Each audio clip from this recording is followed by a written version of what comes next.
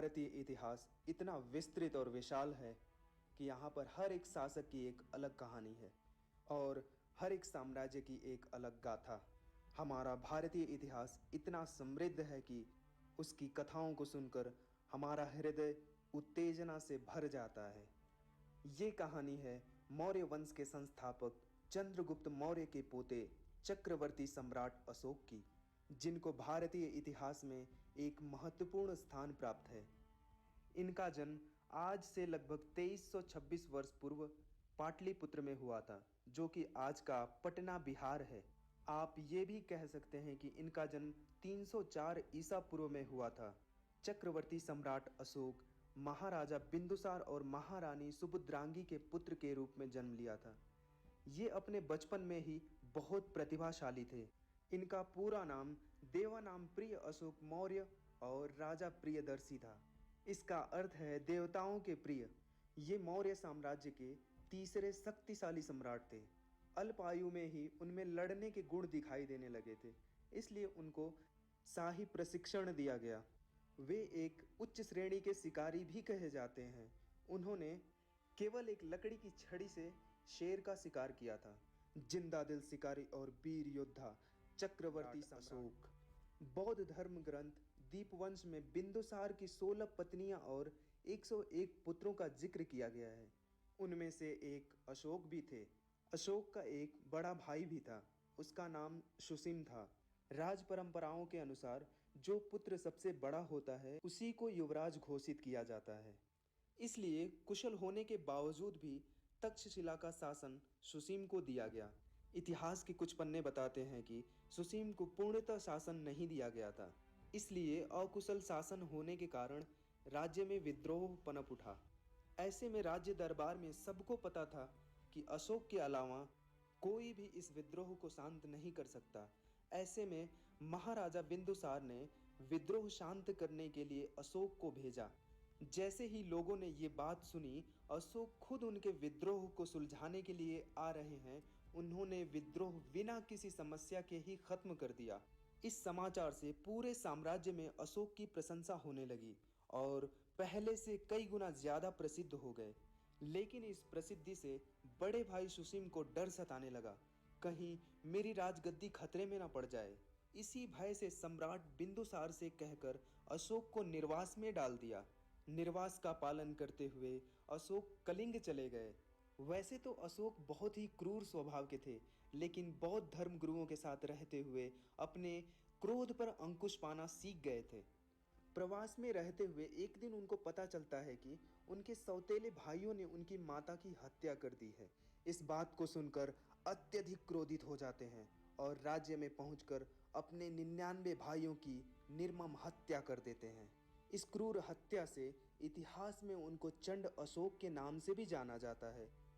269 ईसा पूर्व सिंहासन की बागडोर संभाली। सत्ता संभालते ही राज्य का विस्तार करना आरंभ कर दिया। 8 वर्षों के समय अंतराल में आधुनिक असम से ईरान तक अपने राज्य का विस्तार कर लिया और बन गया भारत का इकलौता चक्रवर्ती सम्राट। लेकिन कुशल और वीर योद्धाओं के बावजूद भी एक राज्य था जो मौर्य राजवंश पर कलंक की तरह लगा था, और वो दाग था कलिंग। एक ऐसा राज्य जिसको कभी भी मौर्य वंश का कोई भी शासक नहीं जीत पाया था। इसी कलंक को मिटाने के लिए 261 ईसा पूर्व चक्रवर्ती सम्राट अशोक अपनी जिंदगी का सबसे विध्वंसक युद्ध करने के लिए निकल पड़े। इसी विध्वंसक युद्ध को कलिंग के युद्ध के नाम से जाना जाता है। युद्ध आरंभ हो गया। लंबे समय तक किसी को भी पता नहीं चल पा रहा था अंत में जीत किसकी होगी। किसी को यह भी समझ नहीं आ रहा था कि वह किसका खून बहा रहा है। बस हवा में अपनी तलवार चला रहे थे और एक दूसरे का खून बहा रहे थे।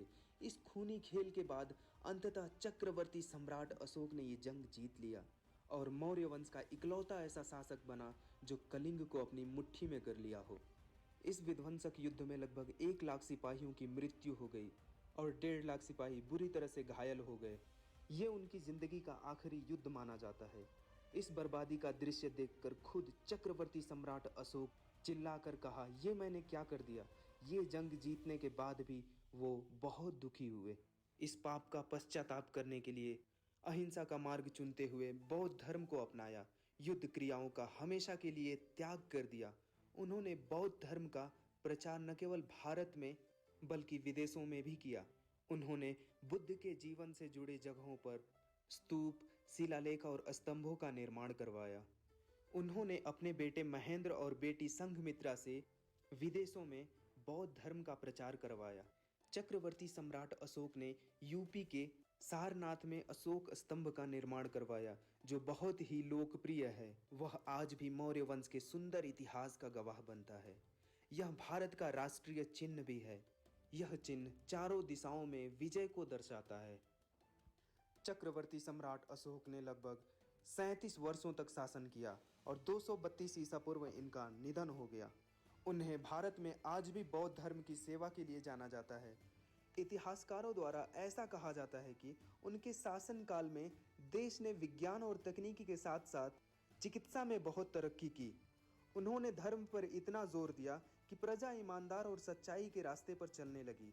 चोरी और लूटपाट की घटना बिल्कुल बंद हो गई। चक्रवर्ती सम्राट अशोक घोर मानवतावादी थे। रात दिन जनता की भलाई के काम किया करते थे। धर्म के प्रति कितनी आस्था थी, इसका अनुमान इसी बात से लगाया जा सकता है कि वो बिना ब्राह्मणों के भोजन कराए खुद कुछ भी नहीं खाते थे। दुनिया के इतिहास में बहुत से राजा महाराजा हुए, लेकिन चक्रवर्ती सम्राट अशोक की चमक आज भी वही है। उनको इतिहास में आज भी वही सम्मान मिलता है। तो दोस्तों, चक्रवर्ती सम्राट अशोक के जीवन की कौन सी बात आपको पसंद आई, कमेंट बॉक्स में ज़रूर बताएं। अगर ये वीडियो आपको अच्छी लगी हो तो प्लीज़ लाइक इट। ऐसी और इंटरेस्टिंग वीडियो के लिए सब्सक्राइब माई चैनल। फिर मिलेंगे अगले वीडियो में, तब तक के लिए नमस्कार।